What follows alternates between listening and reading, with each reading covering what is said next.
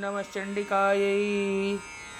श्री महादेव जी बोले, लोकोपकारी इस समस्त बात को जानते हुए भी उनकी बात सुनकर श्री राम ने उन्हें उत्तर दिया। श्री राम जी बोले, वह साक्षात परात्परा जगदम्बा देवी निश्चय ही विजय प्रदान करने वाली हैं और युद्ध में जीतने की आकांक्षा वालों को अवश्य ही उनका स्मरण और पूजन करते रहना चाहिए, किंतु देवताओं को पूजने के लिए यह उचित समय नहीं है। इस समय महादेवी त्रिदशेश्वरी शयनावस्था में है। पितामह, यह कृष्ण पक्ष है, शुक्ल पक्ष नहीं है। इस समय सोई हुई महादेवी को मैं कैसे पूजा करूं? ब्रह्मा जी बोले, अमंगलकारी दुरात्मा राक्षस राज रावण के वध के लिए और युद्ध में आपकी विजय के लिए मैं उन्हें जगाऊंगा। राघव, आप असमय में ही महादेवी की पूजा कर सकेंगे और युद्ध में शत्रुओं पर विजय प्राप्त करेंगे।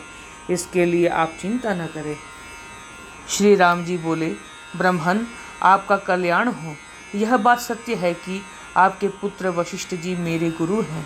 आप ही उनके पिता और इस संसार के लोक पितामह आप ही हैं। इसलिए देव, आप भी मेरे गुरु हैं। मैं भगवती चंडिका की पूजा अवश्य करूँगा, क्योंकि मैं युद्ध करने में स्वयं असक्त हूँ और मेरे लिए युद्ध जीतना संभव नहीं है। फिर भी जगदम्बा की कृपा से मैं रावण को जीत सकता हूँ।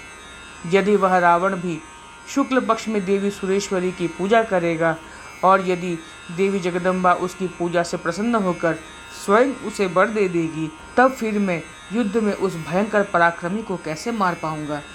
ब्रह्मा जी बोले, उन भगवती ने पूर्व में ही बतला दिया था कि युद्ध क्षेत्र में आपके हाथ से उसकी मृत्यु अवश्य होगी। इसमें कोई संदेह नहीं है। राम, आपके द्वारा पूजा करने के बाद यदि देवी जगदम्बा पुनः वही वरदान प्रदान करती है तो युद्ध में निश्चित ही आपकी विजय होगी।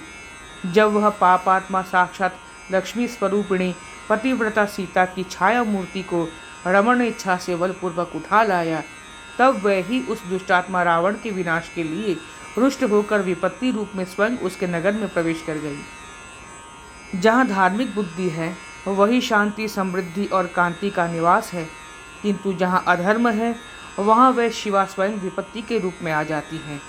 अहंकार के वशीभूत होकर जो धर्म का उल्लंघन करता है, महामते, वही भगवती उसके घमंड को चूर कर देती है।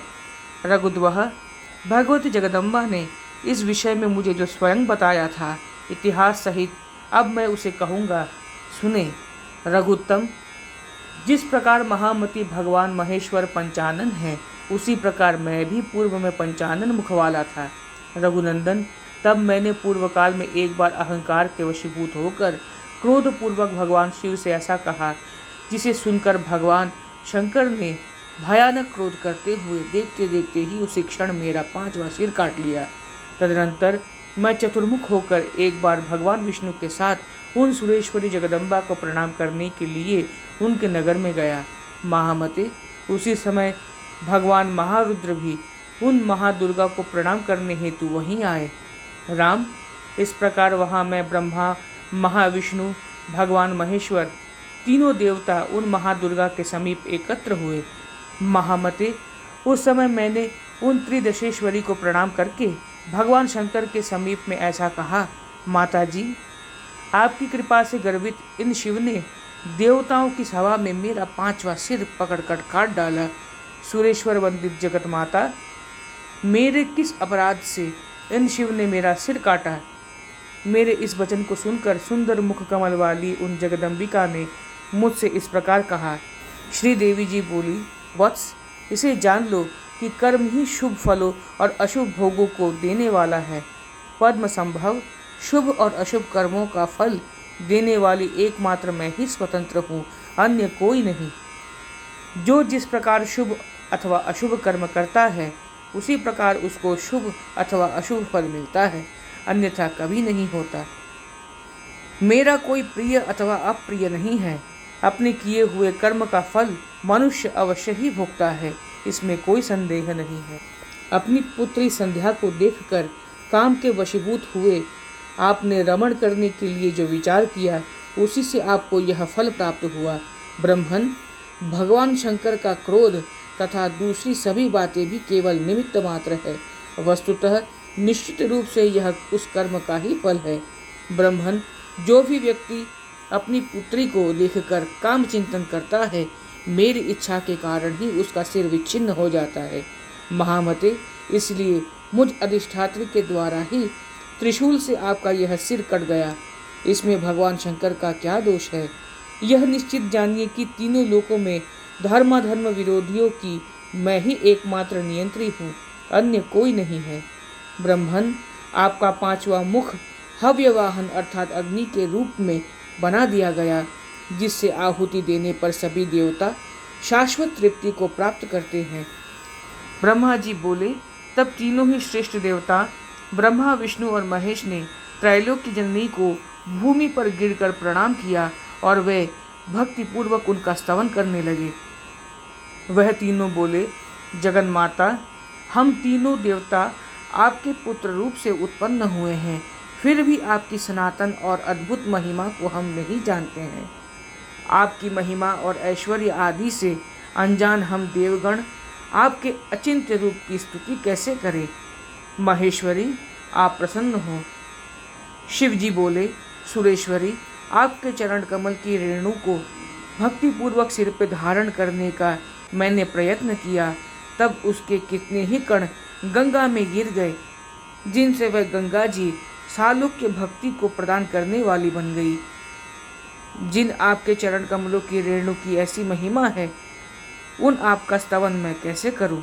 जगतधात्री, आप अपने स्वभावगत गुणों से जगत का परित्राण करें। अंबिके, प्रसन्न हो।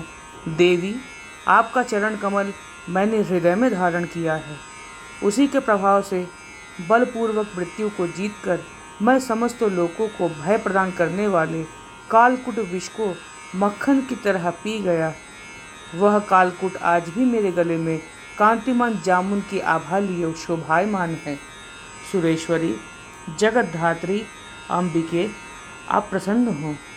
विष्णु जी बोले, माता शिवे, आपके श्री विग्रह से रिश्ते हुए बिंदु मात्र से उत्पन्न हुआ तथा लक्ष्मी एवं सरस्वती का अनुमोदन से क्षीर समुद्र में शेष शैया पर निरंतर सोया रहने वाला मैं भी आपके वास्तविक स्वरूप को न जानते हुए प्रयत्न पूर्वक आपका स्तवन करता हूँ। जगतधात्री, आप अपने स्वाभाविक गुणों से जगत का परित्राण करें।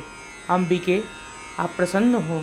शिवे, आप परात्परा सूक्ष्म प्रकृति है और जगत की एकमात्र कारण है। आपको विज्ञजन संसार की सृष्टि आदि शक्तियों से भी परे जानते हैं। आप समस्त जगत की माता हैं और हम त्रिदेव आप ही के पुत्र हैं। आप हम पर करुणामयी दृष्टि से कृपा करें। जगतधात्री, जगत का परित्राण करें। अंबिके, आप प्रसन्न हो। ब्रह्मा जी बोले, मैं ना आपका स्तोत्र जानता हूँ, ना आपके श्रेष्ठ रूप को जानता हूँ और ना ही आपके शील आदि गुणों को सम्यक और इदम इत्थम रूप से जानता हूँ। मैं तो आपके किंचित गुणगण जो वेदों द्वारा वर्णित हैं उन्हें ही जानता हूँ तथा दूसरे भी वही जानते हैं। उन आपके गुणागुण को करोड़ों मुखों से दीर्घकाल तक कहने में मैं समर्थ नहीं हूँ। शिवे, आप अपने स्वाभाविक सद्गुणों से जगत का परित्राण करें। जगतधात्री, अंबिके, आप प्रसन्न हो। श्री महादेव जी बोले, रघुनंदन, इन स्तुति वचनों के द्वारा भगवती की स्तुति तथा भक्तिपूर्वक नमस्कार करके वह ब्रह्मादि तीनों देवता अपने अपने स्थानों पर चले गए। राजेंद्र, उन्होंने स्वयं ही मेरे सामने ऐसा कहा कि वह रावण भी दुष्टात्मा है और वह इसकी रक्षा नहीं करेंगी। रघुत्तम, मनोहर रूपिणी सीता मंदोदरी के गर्भ से उत्पन्न हुई थी। इस प्रकार वह उस रावण की क्षत्रिजा पुत्री भी थी। काम के वशीभूत होकर रमण की इच्छा वाला वह रावण लोभपूर्वक उन्हीं सीता का अपहरण करके जब लंका ले आया, तभी लंका नष्ट हो गई। धर्मनिष्ठ जनों को विजय दिलाने वाली तथा पापियों का नाश करने वाली एकमात्र वह ही अति श्रेष्ठ भगवती भवानी सुरेश्वरी है। रघुत्तम, उन भगवती को जो लोग नित्य अर्चना करते हैं, उन्हीं को स्वर्गलोक, मृत्युलोक तथा रसातल तीनों लोकों में कहीं हानि नहीं होती। यह सत्य है। इसीलिए शत्रुसूदन राम, आप भय त्याग कर विविध उपचारों के द्वारा युद्ध में शत्रुओं को मारने की इच्छा से विधि पूर्वक असमय में ही भगवती जगदम्बा का पूजा करें और युद्ध क्षेत्र में शत्रुओं का संहार करें। अतः आप चिंता न करें। जहाँ देवी जगदम्बा की सम्यक रूप से पूजा होती है, वहाँ धर्म विकसित होकर विजय प्रदान कराता है, तथा जहाँ अधर्म होता है, वहाँ ये देवी जगदम्बा विपत्ति के रूप में अवस्थित रहती हैं। आप सात्विक प्रकृति के हैं, संपूर्ण जगत का कल्याण करने वाले हैं तथा न्याय के पथ पर चलने वाले हैं, इसलिए आपकी विजय निश्चित है। इस रावण के द्वारा जो शुभ कर्म किया गया है, उसका फल उसने प्राप्त कर लिया। अब उसमें कुछ शेष नहीं बचा है। इस समय उसके कुकृत्य का फल उपस्थित हो गया है, इसलिए आपकी ही वाण वृष्टि से आहत होकर वह शीघ्र ही परम धाम को प्राप्त होगा। राम, आप स्थित होकर देवी जगदम्बा की भक्तिपूर्वक पूजा कर लंकापति रावण को मारेंगे, इसमें चिंता की कोई बात नहीं है। ओम नमः चंडिकाय।